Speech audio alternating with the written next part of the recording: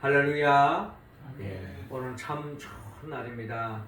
하나님께서 오늘도 우리에게 완연한 가을의 기쁨을 허락하여 주시고 이 시간 주의 전에 나와 예배할 수 있도록 인도하셨습니다. 하나님께는 영광이요 우리 모두에게는 하나님의 은혜와 은총을 충만히 받아서 반복되어지는 일상이지만 그 속에서 천국을 침노하고 영원한 하나님의 나라를 소망하며 매일매일 믿음의 길을 걸어가는 우리 모두가 되기를 주의 이름으로 축원합니다. 기뻐가는 가을 속에서 아름답게 물들었던 낙엽들이 하나씩 떨어지고 있는 것을 우리가 볼 수가 있습니다. 떨어지는 낙엽들은 결국 한 줌의 흙으로 돌아가는 과정을 우리는 생각할 수가 있습니다. 이러한 모습을 바라볼 때에 우리의 인생을 보는 것과 같다라는 생각을 가져봅니다. 봄이 되어 새싹이 돋는 우리의 어린 시절이 있었습니다. 새싹이 돋아서 마치 꽃을 피우는 젊은 시절이 또한 우리에게도 있었습니다. 그러다가 열매를 맺은 후에 단풍이 지는 또한 장년, 노년 시기를 우리는 생각할 수가 있습니다. 자, 그러다가 그 낙엽이 다 떨어지고 한 줌의 흙으로 돌아가듯이 결국 우리의 인생도 결국에는 죽음으로 이르는 한 줌의 흙으로 돌아가는 인생길을 우리가 생각해 볼 수가 있습니다. 죽으면 모든 것이 끝난다는 생각은 우리의 삶을 참으로 허무하게 합니다. 죽음 앞에 우리는 때로는 심각해지기도 하고 오열하기도 하고 절망하기도 하고 낙심하기도 합니다. 저는 지난 주간에 참 제 마음을 아프게 하는 소식을 들었는데 젊은 두 청년이 서로 사랑을 하고 이제 어려운 가운데 단칸방을 하나 구했어요. 그래서 이제 단칸방에 이제 세도 내고 이제 결혼을 이제 곧 하려고 하는 가운데에서 어떻게 먹고 살 것인가 하는 생각 끝에 전기 자전거를 하나 구입을 했습니다.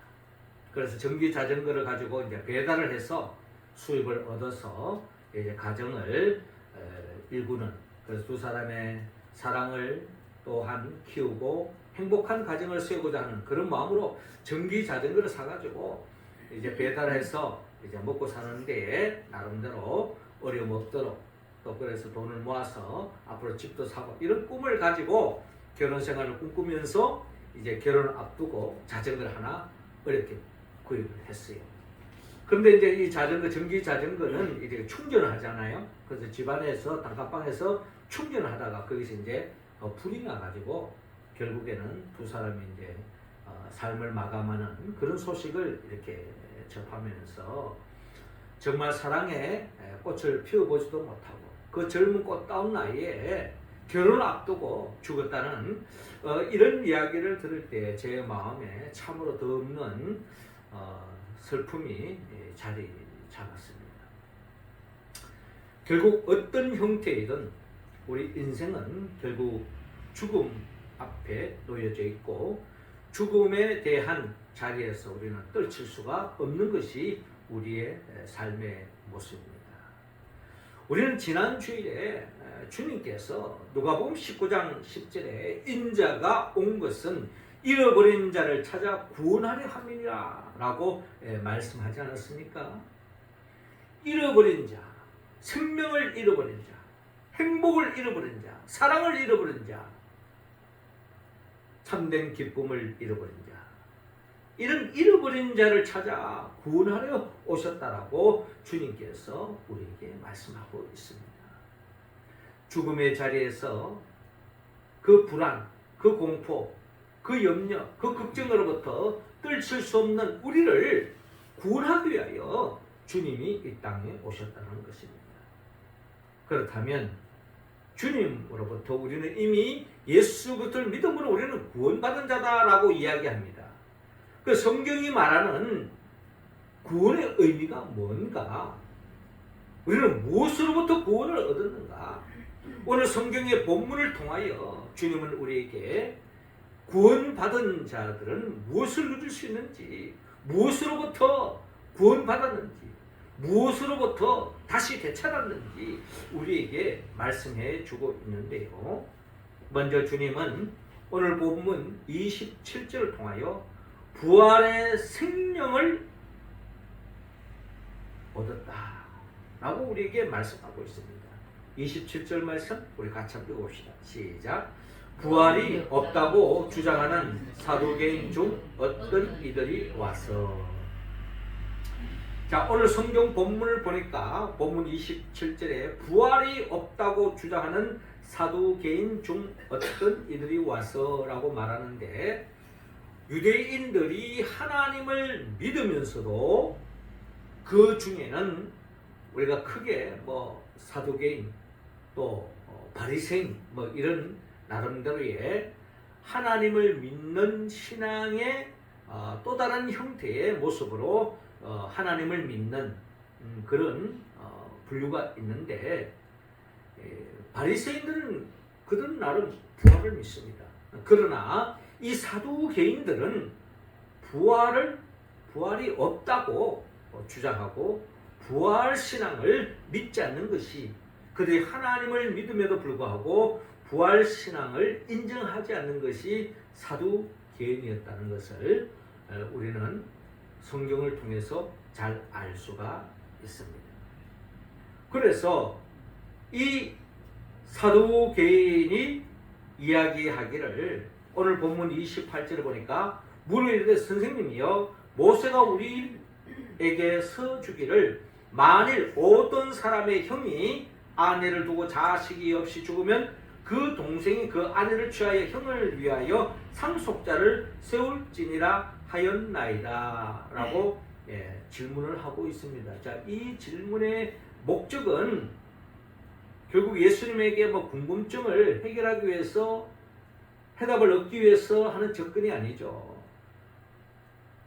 부활신앙의 모순을 이야기하는 것입니다. 모순을 이야기하기 위해서 구약의 모세 이야기, 모세 율법의 이야기를 통해서 예수님에게 곤란한 질문을 끄집어내고 있는 것을 볼 수가 있습니다.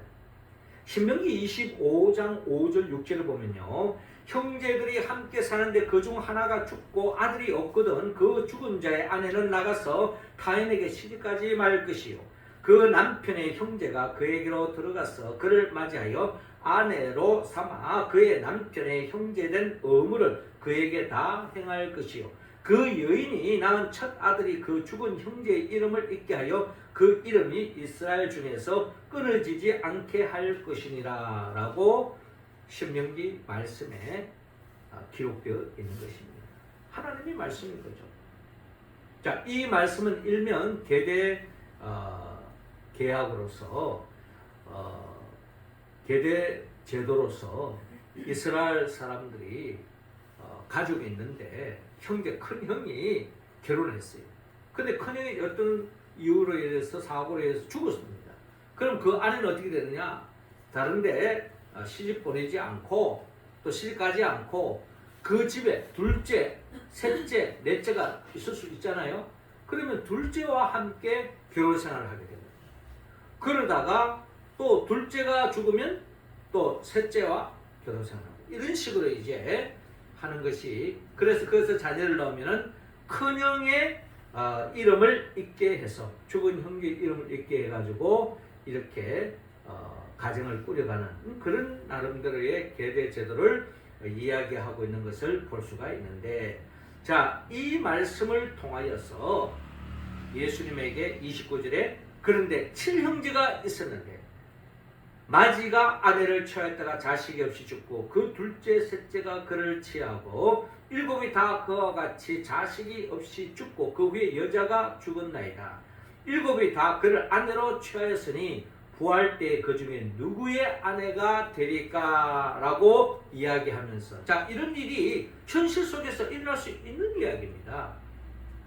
역사 속에서 있어 왔고, 자, 이렇게 되어지면, 자, 부활하면은 그러면 누구의 아내가 되느냐라고 아주 난감한, 그렇죠? 그렇게 되어지면 아주 난감한 상황이 벌어질 수 있는 거 아니겠습니까? 하나님의 나라에 갔는데 그 여자가 첫째 아들의 부인도 되고 둘째 아들의 부인도 되고 셋째 아들은 아주 복잡해지는 거예요. 자, 이런 상황을 이야기하면서 이 사두개인들은, 자, 부활이 있다면 이런 난감한 일이 생길 텐데 하면서 한마디로 말해서 부활이 없다, 부활은 없다 라고 단정하고 그렇게 생각하고 부활을 인정하지 않는 것이 사두개인들이었습니다. 자, 우리는 이 본문을 통해서 우리가 잘 알다시피 우리가 성경을 통하여 우리 예수님은 분명히 말씀하셨습니다. 우리가 잘 아는 요한복음 11장 25절 6절을 보면요, 나는 부활이요 생명이니 나를 믿는 자는 죽어도 살겠고 무릇 살아서 나를 믿는 자는 영원히 죽지 아니하리니 이것을 내가 믿느냐라고 주님께서 말씀하셨습니다. 주님은 분명히 나는 부활이요 생명이다 라고 주님께서 말씀하셨으며 부활의 신앙을 우리에게 가질 것을 말씀하셨고, 이 부활의 신앙이야말로 진리 가운데 있다는 것을 주님이 분명히 말씀합니다. 이렇게 말씀하신 것은 우리가 잘 아는 것처럼 나사로의 죽음으로 인하여서 그 오누이가 얼마나 슬픔에 잠겼을까. 마르다 마리아가 절망에 빠져 있지 않았습니까? 그런데 그 나사로, 죽은 나사로의 슬픔에 잠겨있는 이 가정에 주님이 찾아가셔서 나사로가 죽은 지 나흘이나 지난 가운데 무덤이 갇혀있는 그 나사로를 향하여 돌문을 옮기라고 말하시고 나사로야 나오라 라고 명할 때에 죽은 자를 다시 살리는 놀라운 역사를 일으키는 것을 우리는 요한복음 11장을 통하여 잘 알 수가 있습니다. 이 사건을 통하여서 예수님은 부활이 그저 이론이 아니라 실제로 일어날 수 있다는 것을 우리에게 보여주시고, 이 부활의 사건이 결국 나사로를 통해서 결국 예수님의 부활을 이야기하고 있는 것입니다. 나는 부활이요 생명이니 나를 믿는 자는 죽어도 살겠고 무릇 살아서 나를 믿는 자는 영원히 죽지 아니하리니 이것을 내가 믿느냐라고 말씀하셨듯이 예수님 자신이 죽음의 권세를 깨뜨리고 부활하신 것입니다. 그렇다면 예수님께서 살아있는 동안에 제자들에게 삭개오를 구원하면서 인자가 온 것은 잃어버린 자를 찾아 구원하려 함이니라 하는 이 구원의 의미는 결국 어떤 구원의 의미를 가지고 있습니까? 한마디로 정령 죽을 수밖에 없는 생명, 한 줌의 흙으로 돌아갈 수밖에 없는 그 생명을 구원했다는 것입니다. 이 구원을 통하여서 잃어버린 생명을 되찾는 것입니다. 한마디로 말해서 죽음으로부터 우리가 구원을 받았다는 것을 우리에게 말씀하고 있는 것입니다. 이처럼 우리는 죽음이라고 하는 것은 언제 어느 순간에 누구에게 찾아올지 아무도 모르는 그런 현실 속에서 우리는 살아가고 있는 것입니다. 기계도 마찬가지죠. 잘 굴러가는 차가 한순간에 멈출 수 있는 겁니다. 잘 돌아가는 경제가 한순간에 불황이 올 수도 있고 파산이 날 수도 있는 겁니다. 우리 몸도 아주 건강하다가 한순간에 쓰러질 수 있는 것입니다. 한 치 앞을 내다볼 수 없는 현실. 한마디로 말해서 우리는 죽음이라고 하는 현실 앞에서 모든 것을 내려놓을 수밖에 없는 것이 우리의 삶의 여정이라는 겁니다. 그런데 그 죽음이라고 하는 그 불안, 염려, 걱정, 슬픔, 절망으로부터 우리를 구원해 주셨다는 것입니다. 할렐루야. 이처럼 우리는 예수 그리스도 안에 있을 때에 우리는 구원받은 자로서 죽음으로부터 부활의 생명을 얻은 자다 라고 오늘 성경의 본문을 통하여 말씀하고 있습니다. 이 신앙을 가지고 살았던 사람이, 우리는 지난주에 빌립보서 말씀 세미나를 하지 않았습니까? 그 빌립보서의 말씀을 쓰게 된 사도 바울의 삶이 바로 이 사망으로부터 구원받았기 때문에 그는 빌립보서 1장 20절에서 21절에 이런 고백을 합니다. 20절에 나의 간절한 기대와 소망을 따라 아무 일에든지 부끄러워하지 아니하고 지금도 전과 같이 온전히 담대하여 살든지 죽든지 내 몸에서 그리스도가 존귀하게 되게 하려 하나니 이는 내게 사는 것이 그리스도니 죽는 것도 유익함이니라 라고 말씀하고 있습니다. 죽는 것도 유익하다. 이 말을 사도 바울이 왜 이렇게 할 수 있습니까? 그가 감옥에 갇히면서 순교를 당할 수 있고 죽음의 위협도 있었지만 그거 하나 눈 하나 깜짝하지 않는다는 거예요. 그것은 바로 예수 그리스도 안에서 예수를 믿음으로써 죽음으로부터 자기가 부활의 생명에 참여함을 받았기 때문에, 예수님이 부활의 첫 열매이기 때문에, 자기 자신도 부활의 생명으로 나아가기 때문에 죽음을, 이 세상의 죽음을 두려워하지 않는다라고 담대하게 이야기할 수 있는 거예요. 이런 속에서 그는 어떠한 환난, 어떠한 역경, 어떠한 핍박도 감당하면서 복음 들고 나아갈 수 있었다. 이는 내게 사는 것이 그리스도니 죽는 것도 유익함이라. 죽으면 부활로 나가기 때문에 여기 눈 하나 깜짝 안 한다는 거예요. 이게 바로 사도 바울의 고백이지 않습니까? 자, 그렇다면 우리는 이미 구원받은 자로서 우리는 부활의 생명에 이미 참여한 줄로 믿으시기 바랍니다. 원하든 원치 않든 죽음이 이룰 수가 있어요. 그러나 우리는 예수 그리스도를 믿기 때문에 부활의 생명으로 참여할 줄로 믿고 죽음의 두려움으로부터 벗어나는 우리 모두가 되기를 주여로 축원합니다.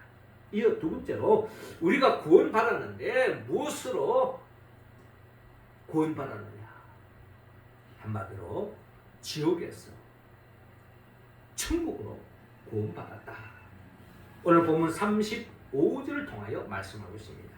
35절 우리 같이 한번 읽겠습니다. 시작. 저 세상과 및 죽은 자 가운데서 부활함을 얻기에 합당히 여김을 입은 자들은 장가가고 시집가는 일이 없으며. 자, 이어지는 본문 34절을 보면요, 예수께서 이르시되, 이 사두개인들이 부활이 있으면 안 된다라는 차원에서 부활을 인정하지 않는 그런 속에서 부활을 부정적으로 생각하는 그런 사두개인을 향해서 주님께서 지금 말씀하는 겁니다. 예수께서 이르시되 이 세상의 자녀들은 장가도 가고 시집도 가되 저 세상과 및 죽은 자 가운데서 부활함을 얻기에 합당히 여김을 받은 자들은 장가가고 시집가는 일이 없으며 그들은 다시 죽을 수도 없나니 이는 천사와 동등이요 부활의 자녀로서 하나님의 자녀임이라 라고 말씀하고 있습니다. 주님의 말씀 속에 이 세상이 있고 저 세상이 있다 라고 주님은 분명히 말씀하고 있습니다. 우리가 사는 이 세상에 사는 것으로 끝나지 않는다는 겁니다. 믿음의 사람은 이 세상이 끝나면 저 세상으로 옮김을 받는다는 거예요. 주님은 분명히 이 세상이 있는가 하면 저 세상이 있다. 저 세상은 성경은 한마디로 말해서 이 저 세상을 하나님의 나라로서 천국을, 하늘나라를 이야기하고 있는 것입니다. 이 하늘나라를 요한계시록 21장 1절에서 4절에 보면 이렇게 표현하고 있습니다. 또 내가 새 하늘과 새 땅을 보니 처음 하늘과 처음 땅이 없어졌고 바다도 다시 있지 않더라. 또 내가 보매 거룩한 성 새 예루살렘이 하나님께로부터 하늘에서 내려오니 그 준비한 것이 신부가 남편을 위하여 단장한 것 같아라. 내가 들으니 보호자에서 큰 음성이 나서 이르되 보라, 하나님의 장막이 사람들과 함께 있음에 하나님이 그들과 함께 계시리니 그들은 하나님의 백성이 되고 하나님은 친히 그들과 함께 계셔서 모든 눈물을 그 눈에서 닦아주시니 다시는 사망이 없고 애통하는 것이나 곡하는 것이나 아픈 것이 다시 있지 아니하리니 처음 것들이 다 지나갔음이러라 라고 말씀하고 있습니다. 우리는 요한계시록 21장을 통하여서 우리는 하나님의 나라를, 하늘나라를 우리는 상상할 수 있고 하늘나라를 꿈꿀 수가 있는 것입니다. 결국 하늘나라는 저 세상에 있는 것입니다. 그런데 저 세상에는 하늘나라만 있는 것이 아니라 천국만 있는 것이 아니라 지옥도 공존한다는 것을 우리 성경을 통하여 잘 알 수가 있습니다. 그러니까 사람이 죽으면 우리는 천국에 갈 것이냐 지옥에 갈 것이냐 하는 갈림길에 놓이게 되어지는데 우리는 저 세상 천국에 나아간다는 겁니다. 천국에 나아가면 이 세상은 지나가고 새로운 새하늘과 새 땅이 열리기 때문에 지금 이 땅에서 우리가 사는 이런 가치관을 가지고 살아가는 것이 아니라 저 하늘나라, 저 세상에 가면은 하나님의 통치하시고 하나님이 주관하시기 때문에 이 세상과는 동떨어진 새로운 새하늘과 새 땅이 열린다는 것을 우리에게 말씀하고 있는 것입니다. 이것이 바로 천국입니다. 그런데 우리가 구원받은 것은 죽어서 천국 가는 것이 그것만이 우리의 삶의 신앙의 목표냐? 그렇지 않습니다. 주님이 이 땅에 오신 것은 단순히 죽어서 천국 갈 것이다. 새하늘과 새 땅이 될 것이다. 이것만 이야기하는 것이 아니라 그 하나님의 나라를 이 땅에서 미리 맛보는 것에 대해서 주님 또한 큰 관심을 가지시고 이 땅에서 하나님의 나라를 이 세상에서 저 세상에 누릴 하나님의 나라를 미리 맛보며 살아가는 것을 주님은 원하셨고 이를 가르치셨고 이 복을 누리도록 주님께서 말씀하신 것입니다. 그래서 우리가 잘 아는 바 마태복음 3장 2절에 보면요, 회개하라 천국이 가까이 왔느니라. 누가 말했습니까? 세례 요한이 말한 겁니다. 회개하라 천국이 가까웠다. 회개하면 천국 가기 전에 먼저 오는 천국을 맛볼 수 있다는 거예요. 주님도 구체적으로 말씀하셨어요. 마태복음 4장 17절에 이때부터 예수께서 비로소 전파하여 이르시되 회개하라 천국이 가까이 왔느니라. 뭘 이야기합니까? 예수님은 단순히 죽어서 천국 가는 것뿐만 아니라 이 땅에서 하나님의 나라를 누리도록 하는 것. 이것이 바로 주님이 이 땅에서 이름 버린 자를 구원하려 오셨다고 하는 말의 의미를 담고 있다는 것입니다. 그래서 주님은 마태복음 11장 12절에 세례 요한의 때부터 지금까지 천국은 침노를 당하나니 침노하는 자는 빼앗느니라 라고 말씀합니다. 천국은 침노하는 자인 것이다. 우리는 이 땅에서 천국을 미리 맛볼 수 있다. 오는 천국을 누릴 수 있다. 천국은 침노하는 자인 것이다. 세례 요한의 말처럼 주님의 동일한 말씀처럼 회개하면 주님께로 돌아오면 주님을 붙잡으면 죽어서 천국 갈 뿐만 아니라 이 땅에서 하나님의 나라의 기쁨을 맛볼 수 있다. 이게 바로 주님의 말씀이고 이러한 신앙으로 그 행복을 일상 속에 누리기를 주님은 원했던 것입니다. 자, 이런 의미에서 사도 바울은 그 신앙을 가지고 우리가 지난주에 나눴던 그 빌립보서 4장 4절에서 7절의 말씀에 보면은 사도 바울은 어떻게 이 땅에서 천국을 침노했는가를 우리에게 보여주고 있습니다. 그리고 빌립보 교회 성도들을 향하여 천국을 침노할 수 있는 방법을 가르쳐주고 있는데, 빌립보서 4장 4절에 보면 주 안에서 항상 기뻐하라. 내가 다시 말하노니 기뻐하라. 너희 관념을 모든 사람에게 알게 하라. 주께서 가까우십니다. 아무것도 염려하지 말고 다만 모든 일에 기도와 간구로 너희 구할 것을 감사함으로 하나님께 아뢰라. 그리하면 모든 지각에 뛰어난 하나님의 평강이 그리스도 예수 안에서 너희 마음과 생각을 지키시리라 라고 말씀하셨습니다. 하나님의 나라는 먹고 마시는 곳이 아닙니다. 하나님의 나라는 생명과 평안입니다. 하나님의 나라의 특징은 샬롬입니다. 평강입니다. 내 마음에 평강이 임하는 거예요. 거기 가면 염려할 것도 걱정할 것도 고생할 것도 없겠죠. 하늘나라 가면 모든 눈에 눈물을 다 닦아주시고 더없이 모든 것이 풍요로 부족함이 없는 새하늘과 새 땅이 이제 펼쳐지는데, 그 하늘나라의 그 기쁨을 이 땅에서는 아직도 부족함이 있잖아요. 아직도 연약함이 있잖아요.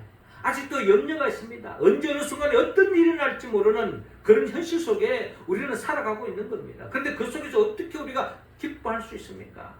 어떻게 그 속에서 우리가 감사할 수 있습니까? 어떻게 거기에서 평안을, 하나님의 나라의 그 평안을 맛볼 수 있습니까? 사도 바울은 감옥에 갇힌 속에서도, 핍박을 받는 속에서도, 마지막에 순교를 당한 속에서도 그는 하나님의 평안을 잃지 않았습니다. 그 비밀은 바로 기도했다는 것입니다. 아무것도 염려하지 말고 다만 모든 일에 기도와 간구로 너희 구할 것을 감사함으로 하나님께 아뢰라. 그리하면 모든 지각에 뛰어난 하나님의 평강이 그리스도 예수 안에서 너희 마음과 생각을 지키시리라. 내 삶의 한 치 앞을 내다볼 수 없지만 이 세상의 모든 것이 내 원하는 대로 바라는 대로 되면 얼마나 좋겠습니까? 나는 그렇지 않을 수도 있기 때문에 그 속에서 염려, 걱정, 불안 이런 것들이 우리들의 마음속에 자리 잡고 있는 거죠. 그러나 주님은 그런 문제를 기도와 간구하라는 겁니다. 감사함으로 하나님께 아뢰라는 겁니다. 그리하면 하나님의 평강이 우리 마음속에 임하시고 그리스도 안에서 마음의 생각을 지켜주시리라. 불안과 염려로부터 우리를 붙잡아 주시리라. 이게 바로 하나님 나라 아니겠습니까? 그래서 믿음의 사람들은 내 영혼이 은총 입어 중한 재진 벗고 보니 슬픔 많은 이 세상도 천국으로 화하도다. 할렐루야 찬양하세. 내 모든 죄 사함 받고 주 예수와 동행하니 곧이나 하늘나라. 그 어디나 천국이 열린다는 거예요. 비록 몸은 아프고 비록 결핍함이 있고 비록 문제가 있고 비록 불안함이 내 삶의 자리에 엄습해 있지만 주님께 기도하고 간구하면 주님의 평강이 임하고 어느 곳에 있든지 어떤 상황 속에서도 하나님의 나라를 침노하고 하나님의 나라를 맛볼 수 있다. 이게 바로 사도 바울의 간증이요, 그 신앙의 경험 속에서 빌립보 교회를 향하여 우리 명륜제일교회를 향하여 말씀하고 있는 것입니다. 우리 또한 이 하나님의 평강을 누리므로 죽어서 천국 생명으로 나아갈 뿐만 아니라 이 땅에서도 하나님의 나라를 만끽하는 우리 모두가 되기를 주님으로 축원합니다. 마지막 세 번째로 우리가 무엇으로부터 구원을 얻었느냐? 영원한 죽음으로부터 구원함을 얻었다. 영생을 얻었다. 38절 우리 같이 한번 들었습니다. 시작. 하나님은 죽은 자의 하나님이 아니요 살아있는 자의 하나님이시니 하나님에게는 모든 사람이 살았느니라 하시니 아멘. 그렇습니다. 주님은 37절에 이 부활의 생명과 천국 생명을 이야기하면서 영생을 이해시키기 위해서 주님께서 37절에 이런 말씀을 합니다. 죽은 자가 살아난다는 것은 모세도 가시나무 뜰기에 관한 글에서 주를 아브라함의 하나님이요 이삭의 하나님이요 야곱의 하나님이시라 칭하였나니 라고 말씀하고 있습니다. 모세가 하나님을 만날 때에 어떤 사건이 벌어졌습니까? 우리가 잘 아는 것처럼 가시떨기를 보게 됐는데, 저도 이스라엘에 가봐서 그 광야에 가시떨기 나무를 봤더니 평소에 가시떨기 나무는 거의 그냥 뼈가 앙상한 나무예요. 뭐 푸르름이 깃들어 있는 그런 나무라기보다는 푸르름이 있지만은 그 전체가 거의 가시나무 같아요. 가시나무. 한마디로 메말라 있다는 거예요. 그 속에 생명을 지탱해 나갑니다. 근데 불을 딱 붙이면은 그 가시나무가 불을 딱 붙는 순간에 확 타면서 그냥 죄가 될 수밖에 없는 그런 나무가 가시나무예요. 울창한 숲이 우거져 있는 그런 나무가 아니라, 푸르름이 깃들어 있는 나무가 아니라, 그나마 푸르름이 없지 않아 있지만 대다수 보면 거의 뭐 죽는 것 같은 그런 바싹 말라 있는 나무예요. 그런 나무에 불이 붙었어요.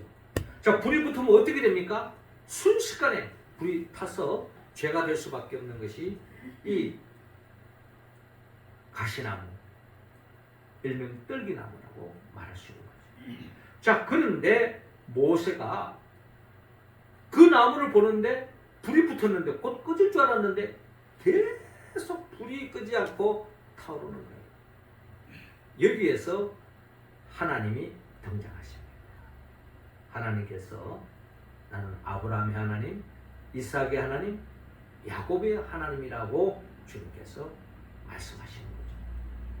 이 광경을 보면서 모세는 하나님이 나와 함께 하신다는, 하나님 말씀하신다는 걸 깨닫게 되신 겁니다.